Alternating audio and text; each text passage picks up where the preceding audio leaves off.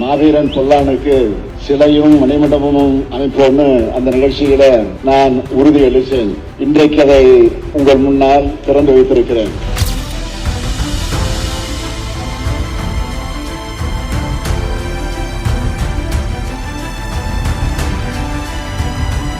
இந்த திரையில பொல்லானுடைய வாழ்க்கை வரலாற்றை சிறு குறிப்பாக எடுத்து வெளியிட்ட நேரத்தில் அதை சுட்டிக்காட்டினார்கள்.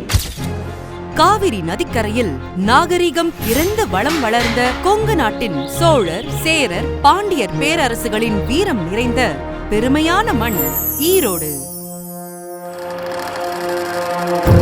அந்த பெருமை மிக்க மண்ணின் இதயத்திலிருந்து எழுந்த வீரர் மாவீரன் பொல்லான்.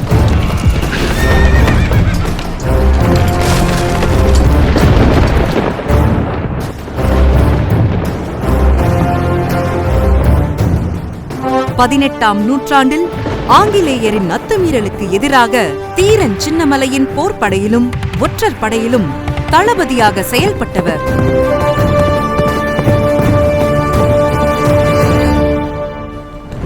அரச்சலூர் அருகிலுள்ள நல்லமங்காபாளையம் கிராமத்தில் பிறந்த பொல்லான் சிறு வயதிலிருந்தே வாள், வில், மற்போர் ஆகியவற்றில் வல்லவரானார்.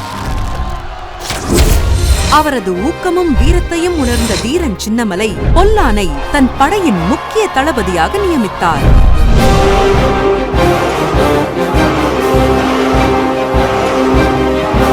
ஆயிரத்தி 801 பாவானி போர், 1802 சென்னிமலை போர், 1803 அரச்சலூர் போர் ஆகிய அனைத்திலும் தீரன் சின்னமலை பெறும் வெற்றிக்கான உறுதியான காரணமாக இருந்தவர் பொல்லான். ஆங்கிலேயர் படையில் ஒற்றராக நுழைந்து அவர் வழங்கிய துல்லியமான தகவல்கள்தான் ஒவ்வொரு போரிலும் சின்னமலையின் மறைமுக வெற்றிக்கு தீர்மானயமாக அமைந்தது.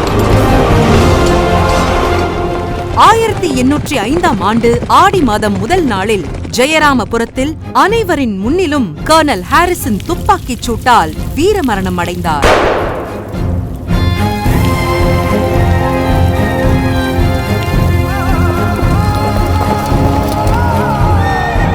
மக்களின் பல வருட கோரிக்கைக்கு பதில் அளித்து இவரது வீரத்தையும் தியாகத்தையும் போற்றும் விதமாக திராவிட மாடல் அரசு ரூபாய் 4.90 கோடி மதிப்பீட்டில் ஜெயராமபுரத்தில் மாவீரன் பொல்லானுக்கு முழு உருவச் சிலையுடன் கூடிய மணிமண்டபத்தை அமைத்துள்ளது.